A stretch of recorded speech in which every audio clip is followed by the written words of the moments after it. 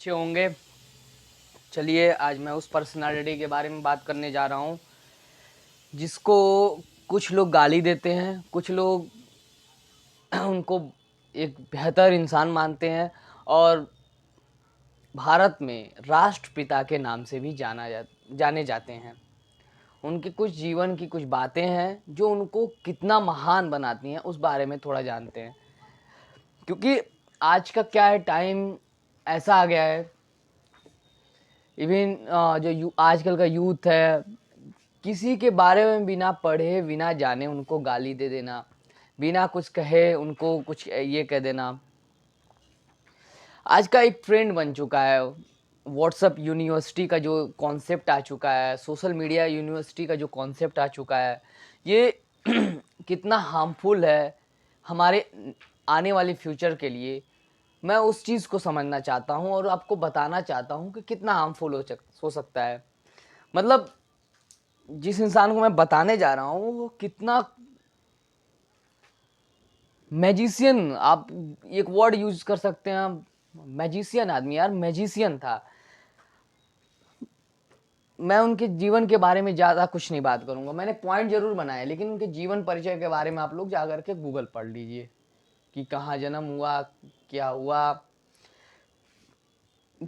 Mostly जानते हैं लोगों को, शायद अगर बचपन में पढ़ा भी जाता था तो इनको जरूर बताया जाता था कि गांधी जी का जन्म 2 अक्टूबर 1869 को पोरबंदर में हुआ था। तो ये रटा रटाया जीवन परिचय में इनका इतना जान लो कि ये इनका यही जीवन है। 1948 में 23 जनवरी इनका डेथ हो गया था, 1869 में इनका जन्म हुआ था और इनकी हत्या, असैसिनेशन हुआ था नाथूराम गोडसे के द्वारा। और Nathuram Godse as a villain के बजाय हीरो भी बन गया। कुछ लोगों के जहन में वो आज हीरो है, अब उसका मुद्दा अलग है, उस मुद्दे की कोई बात नहीं करनी। शिक्षा की थोड़ी बात में, शिक्षा कितना महत्वपूर्ण होगा, जब आप शिक्षित रहेंगे तभी आप कहीं भी जाकर के बात उठा सकते हैं। ये बैरिस्टर की पढ़ाई की, लॉयर बने, बहुत जिस परिवेश से आते थे, इनका मतलब अगर कास्ट के आधार पे बात की जाए तो बनिया समुदाय से आते थे और इनके पिता वगैरह जी बड़ौदा स्टेट में काम भी किया करते थे, जिसकी वजह से बड़ौदा राज्य के द्वारा इनको स्कॉलरशिप प्रदान की, जाकर के लंदन में पढ़ाई की। और एक शर्त के अनुसार ये हुआ था कि आकर के वापस उनको वहीं काम करना था, लेकिन इनके दिमाग में कुछ और ही चल रहा था। कुछ एम ही राय इनका जीवन चलता रहा, खास अच्छे बने कैरियर इनका, जा करके इनके लाइफ का सबसे बड़ा टर्निंग पॉइंट आने वाला था। वो जाने वाले थे साउथ अफ्रीका। वो भारत के मर्चेंट था, उनका कोई विवाद हो गया था वहाँ पे, जिसके लिए वो वहाँ पे एज अ लॉयर जा रहे थे साउथ अफ्रीका। और साउथ अफ्रीका इनका जाकर के कैरियर बनेगा। तो अभी इसको समझ ले देते हैं। कैरियर साउथ अफ्रीका, मैंने यहाँ लिखा कैरियर, ये एक इनको केस मिला था मर्चेंट का, Indian merchant, case of Indian merchant.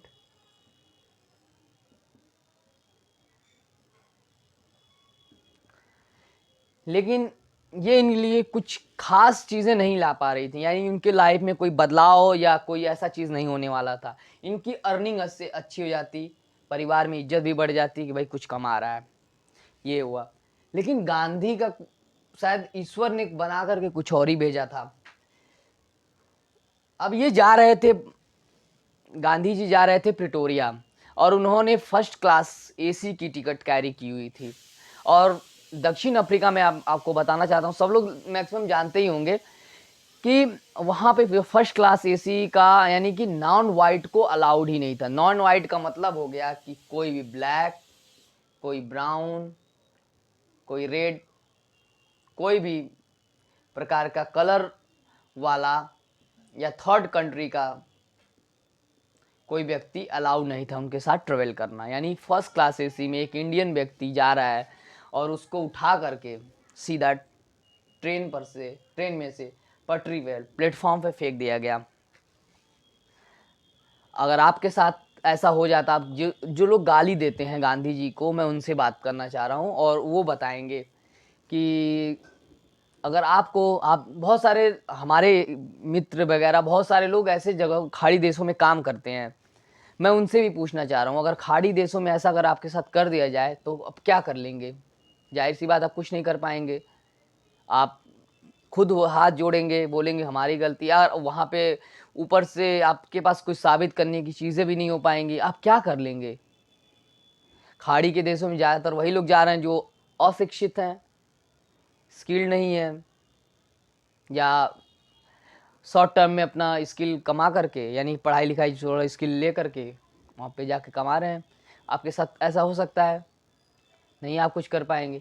तो उस व्यक्ति को गाली देने का क्या अधिकार बनता है कि जो व्यक्ति अफ्रीका में, और वो इतने खतरनाक स्तर पर वो सब काम कर रहे हैं, मतलब भारत को खुद गुलाम बनाया हुआ अफ्रीका खुद गुलाम है, खुद उनका उपनिवेश है, वहां पे यह व्यक्ति महात्मा गांधी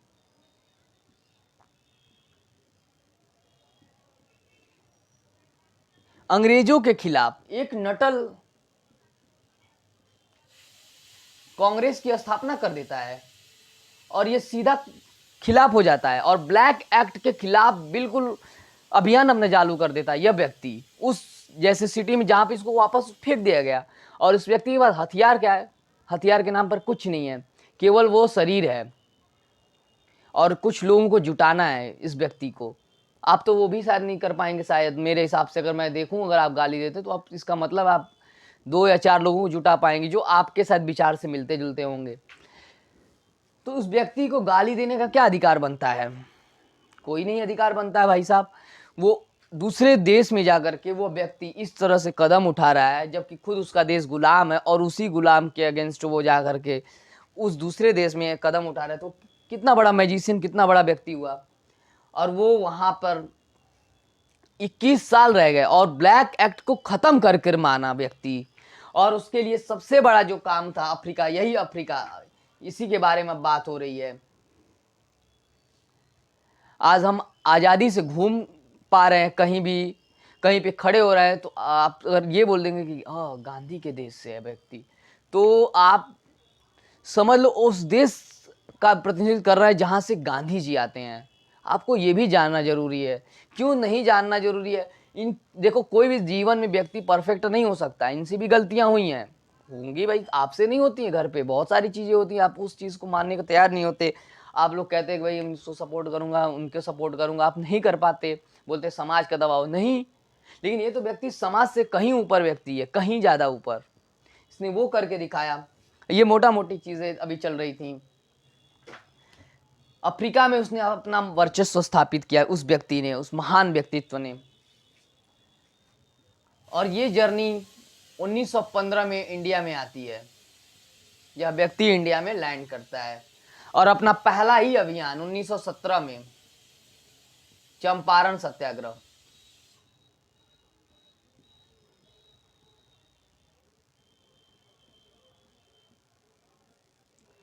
वो भी कहाँ जाता है? बिहार में व्यक्ति जा रहा है।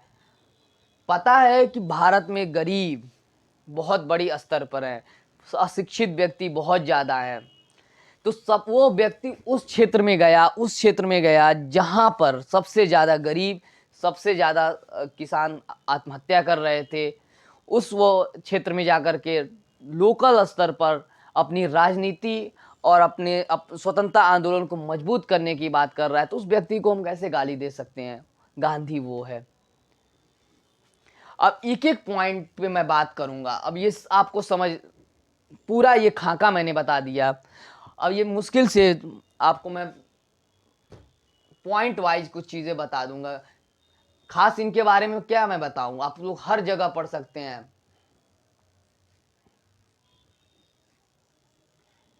मैं इनको गाली दी जाती कि भाई भगत सिंह को बचाया जा सकता था। भगत सिंह को कैसे बचा सकता था यह व्यक्ति, जब खुद अहिंसक व्यक्ति है, अहिंसा का पालन करने वाला है। हम लोग कभी कभी बोलते हैं अहिंसा परमो धर्म, उसके आगे बहुत सारा कथन और है कि यहाँ पे मतलब हिंसा भी की जा सकती है, लेकिन कहाँ की जा सकती है ये मायने रखता है। इस व्यक्ति ने केवल उससे वही वाक्य लिया जो उसके लिए सबसे ज्यादा जरूरी था, और भारत का सबसे बड़ा हथियार बना अहिंसा, सत्याग्रह। ये वो व्यक्ति है अंग्रेजों को सामने जाकर के खड़ा हो जाता है, कहता है हम आज़ादी की मांग कर रहे हैं, और उनके हाथ में क्या है? आधुनिक हथियार। उनके साथ वो मनोवैज्ञानिक, ये एक वर्ड है, साइकोलॉजिकल वार, मनोवैज्ञानिक स्तर पर लड़ाई लड़ रहा है, हथियार बंद नहीं।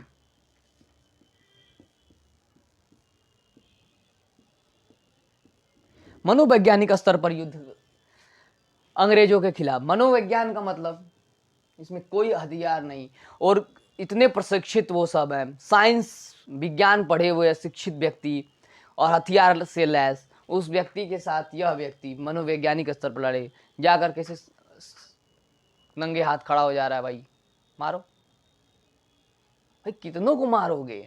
एक को मारोगे, दो को मारोगे? और ये व्यक्ति पहले से ही ख्याति प्राप्त कर चुका है, यानी कि बहुत प्रसिद्ध व्यक्ति हो चुका है। उस व्यक्ति को मारना बहुत बड़ी समस्या को दावत देना था, और दुनिया भर की भी नजर थी, और उसमें विश्व युद्ध भी चल रहा था और ये इन्होंने भली बात ही जान लिया था कि यही समय है चोट करने का। तो आप लोग कैसे कह सकते हैं कि हम गांधी बुरा था, गांधी ये था, गांधी की वजह से देश बट गया? अरे केवल गांधी जिम्मेदार थोड़ी है। हो सकता है एक पॉइंट कहीं बी आर अम्बेडकर फैमिली इनको कहेंगे गाली, लेकिन जब बी आर अम्बेडकर फैमिलीज, यानी कि जो बी आर अम्बेडकर को पूरी तरह से मानने वाले हैं, वो लोग भी खुल करके गांधी को गाली दे ही नहीं पाते। देखो सब लोग इस्तेमाल करते हैं, मायावती जी को देखो, चाहे अभी भीम आर्मी चीफ को देखो, कहीं कहते हैं कि गांधी जी बेवकूफ़ है या वो है, नहीं, सबको पता है कि भाई हम नहीं कह सकते। वो आपसी मतभेद, यानी राजनीतिक रूप से मतभेद हो सकता है। इस व्यक्ति को महात्मा बोला गया है, दार्शनिक व्यक्ति है, इसके पास गुण क्या है? वेल डिप्लोमैट, वेल पॉलिटिकल वाला व्यक्ति, वेल स्ट्रेटेजिस्ट, यानी कि इतने बड़े स्तर पर हर प्रकार का इसके पास गुण है। वो व्यक्ति इतना छोटा तो हो नहीं सकता। मेरा वीडियो बनाने का ये हमारे में आने वाले थे, मैं इन पे ज़रूर बनाता, अलग से बनाता, लेकिन कुछ घटनाएं 3-4 दिन पहले हुई, जिसकी वजह से मैं इसको बनाना चाह रहा था कि ठीक है बनाता हूँ। ये आपसी थोड़ा सा विचार की बात थी कि लोग कई गांधी को नहीं मानते। वो भगत सिंह को मैटर को लेकर के ये था कि भाई भगत सिंह को क्या, किसी को कोई बचा नहीं सकता था। अगर उन सब कुछ उनका चल रहा था, हम तो डिवोटी होकर के मांग ही तो रहे थे, या हम लोग हमला कर रहे तो मार ही जा रहे थे। हमारे पास अभी यूनिटी आई कहाँ थी? हमारे पास यूनिटी कब आएगी? 1937 के बाद धीरे धीरे शुरू होगी। फिर वही 3 साल के बाद जाकर के 39 में पाकिस्तान की मांग हुई। जिन्ना भी तो उतना दोषी था, जिन्ना को क्यों नहीं मारा गया? उसको मार देते तो शायद हमारा टुकड़ा नहीं होता। गांधी जिम्मेदार कैसे हो सकता है? आप घर में रहते हैं, मान लो 10 लोग घर में रहते हैं, 6 को वो सब्जी पसंद आई, 4 को नहीं पसंद आई, इसका मतलब है क्या उन 6 को सजा दे दी जाए? भाई कैसे तुझे पसंद आ गई सब्जी, कैसे ये नहीं बना? या एक प्रकार की सब्जी, आलू गोभी की सब्जी नहीं है, लेकिन उन 4 को पसंद थी भिंडी की सब्जी, भाई भिंडी बनाकर खिलाओ आज, और आया भिंडी नहीं बनी थी, इसका मतलब क्या है? उनको मार दिया जाए? तो जाहिर सी बात है घर में भी वो चीज़ें चलती रहती हैं। आप अपने घर को भी देखिए, तो उस व्यक्ति को आंकने का हम लोग काम करते हैं, जिसके बारे में आइंस्टीन, आप लोग आइंस्टीन को जानते हैं। आइंस्टीन क्या, मैं आइंस्टीन की एक स्टोरी बताना चाहता हूँ, गांधी के बारे में थॉट्स क्या है। आइंस्टीन के कमरे में 2 चित्र थे, एक न्यूटन का हुआ करता था और एक और मनोवैज्ञानिक साइकेट्री दार्शनिक व्यक्ति थे उनका हुआ करता था। फिर जिस तीसरे व्यक्ति का चित्र उन्होंने अपने कमरे में लगाया, वो व्यक्ति ये महात्मा गांधी मिले नहीं कभी थे, लेकिन जो उनका स्ट्रेटजी, उनकी जो विचार, वो पूरी दुनिया में इतना तेज़ी से फैल रहा था, जिस पे पूरी दुनिया की यूनिवर्सिटी इन पे रिसर्च करती हैं, पढ़ाई करती हैं, गांधीयन थॉट्स पे पढ़ाई की जाती है। क्या व्यक्ति था ये, कैसा था वो व्यक्ति हैं वो। तो आइंस्टीन कहता है कि शायद आने वाली जनरेशन समझ पाए कि इस धरती पर कभी हाड़ मांस का व्यक्ति चला होगा। मतलब आप समझ रहे हैं कितनी बड़ी बात है। यह व्यक्ति भारत से इंग्लैंड जाता है गोलमेज सम्मेलन के लिए, गोलमेज सम्मेलन के लिए जाता है। सभी इवन बी आर अम्बेडकर वगैरह ये सब पढ़े लिखे सूट्स वगैरह में जा रहा है, और ये व्यक्ति भारत का प्रतिनिधित्व करेगा, भारत की चीज, भारत के जैसे वस्त्र को पहनकर, यानी भारत की जो 70% जनसंख्या जैसी रह रही थी उस वस्त्र को पहन करके गया, यानी कि धोती और वो लपेटा हुआ, मतलब उजला कुजला, वो क्राउन के साथ बैठ करके चाय पिया। और वहाँ के लेबर पार्टी के चर्चिल कहते हैं कि हाउ डेयर ही, उसने हिम्मत कैसे की कि हमारे महाराज के सामने, हमारी महारानी या महाराजा के सामने ऐसे बैठ जाए। उसके ड्रेस को, इसका ये ड्रेस कोड है ये, लेकिन वो व्यक्ति उसके उनके सामने, और पूरी संसद उसको बुला देखने आई थी, वहाँ पे तांता लग गया था, गांधी आ रहा है, गांधी आ रहा है। क्या आपकी ऐसी हैसियत है, या बनाना चाहोगे?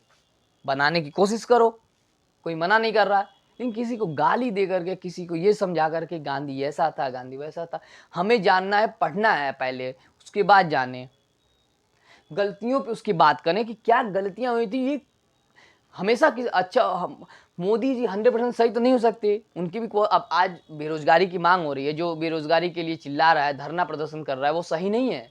क्यों नहीं सही है? क्या गवर्नमेंट की आलोचना नहीं होनी चाहिए? होनी चाहिए, तभी तो लोकतंत्र चल पाएगा। लोकतंत्र की सबसे बड़ी विशेषता क्या है? जब तक हम बैलेंस, संतुलित रूप से नहीं चलेंगे, पक्ष का जितना अधिकार उतना विपक्ष का भी होना चाहिए, विपक्ष भी जाकर अपनी बात रखे, बोले कि भाई आपकी नीतियों में ये त्रुटि है, इसको सही किया जाए, तो उनका भी अधिकार है। आप पावर में वो अलग बात है, लेकिन सुना जाना चाहिए। मीडिया लोकतंत्र का चौथा स्तंभ माना जाता है, मीडिया का भी काम कुछ और है, लेकिन आज के टाइम में जो पेड मीडिया है, ये आप क्या देख पाते हो, बहुत सारे मीडिया चैनलों पर देखते होगे आप, बहुत सारा नॉलेज नहीं जुटा पाओगे। मेनली पॉलिटिकल प्रोपेगेंडा, पॉलिटिकल चीज़ें ही ज़्यादा चलती हैं। इंटरनेशनल पे क्या चल रही है, रशियन की, इसके बैकग्राउंड को मुझे समझाएं, और वो 2-4 दिन चला करके छोड़ दें। रोज चलाने का क्या मतलब है उसको? हम और भी अन्य मुद्दों, इन्वायरमेंटल मुद्दे हैं, उनको डिस्कस करें। हर कोई पेपर नहीं कर सकता, टीवी लेकिन हर घर में अब लगवा रहे हैं, इसीलिए कि भाई पेपर चलो ठीक है, कोई बात नहीं, टीवी में देख ले, न्यूज़ ही तो देखना है, लेकिन वो भी अच्छी न्यूज़ नहीं मिल पा रही है। तो आप इन महान विभूतियों को कैसे जान पाएंगे, जो व्यक्ति इस स्तर पे काम कर रहा हो? और मेरी नज़र में गांधी बहुत महान है, बहुत ज़्यादा महान है, और तभी तो इनको जिक्र भी किया गया कि राष्ट्रपति, इनको राष्ट्रपिता कहा गया, इसलिए इनको भारत रत्न दिया गया। भारत रत्न क्या देना, जिसने बनाया हो खुद, यानी भारत रत्न से ऊपर वो सम्मान है, राष्ट्रपिता का। तो गांधी ऐसे हैं, गांधी भी रिसर्च चलती हैं, तो मेरा सीधा सीधा सभी से यही मानना है कि भाई गांधी को सम्मान दें, और उनके बारे में पढ़ें, उनकी नीतियों पे चर्चा करें। जो बात करना है, जो स्कूल पे विद्यार्थी जो अपना बात करते हैं उस स्तर पे बात करें, उसको खंगालें और रिसर्च करें, जो करना वो कर लें। लेकिन किसी के इंस्टिंक्ट पे इस तरह से संदिग्ध करना या दोष लगाना या उनका अवहेलना करना, ये किसी भी तरह से अच्छी बात नहीं है। अभी आप बहुत सारे लोग बोलते नहीं है कि मोदी की वो बार बार बोल रहा है, ये कर रहा है। मोदी को गाली मत दो, मोदी की नीतियों की आलोचना करो, ये चलेगा। भगत सिंह नो डाउट महान थे, वो भी महान। जो व्यक्ति इतनी कम उम्र में, उसकी उम्र को सैल्यूट है, हमारे ऐसे उम्र में, मतलब वो जवान फांसी चढ़ गया और हम लोग अभी यही हैं, तो उसकी सोच कितनी आगे थी। वो आने वाले टाइम में डेफिनेटली जवाहरलाल नेहरू को प्रधानमंत्री के लिए टक्कर देता,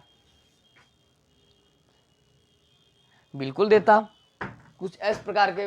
तो मेरा यही मानना है, ये इस सीरीज को आप ध्यान से सुने, इस मेरी बात को लोगों तक पहुंचाएं, और जो भी आसपास हो उन पे अवेयरनेस फैलाएं कि ये चीज़ें नहीं होनी चाहिए, और आप लोग अच्छे से करें। मेरा यही बनाने का मतलब था। और अगर ज़्यादा लगा होगा तो आप अपने स्तर पे बात कर सकते हैं, कमेंट करिए, और जिस वीडियो को प्लीज़ लाइक एंड शेयर करिएगा। और मैं YouTube channel boring history with Vinay Dubey को प्लीज़ सब्सक्राइब एंड शेयर जरूर कीजिएगा। Thank you very much.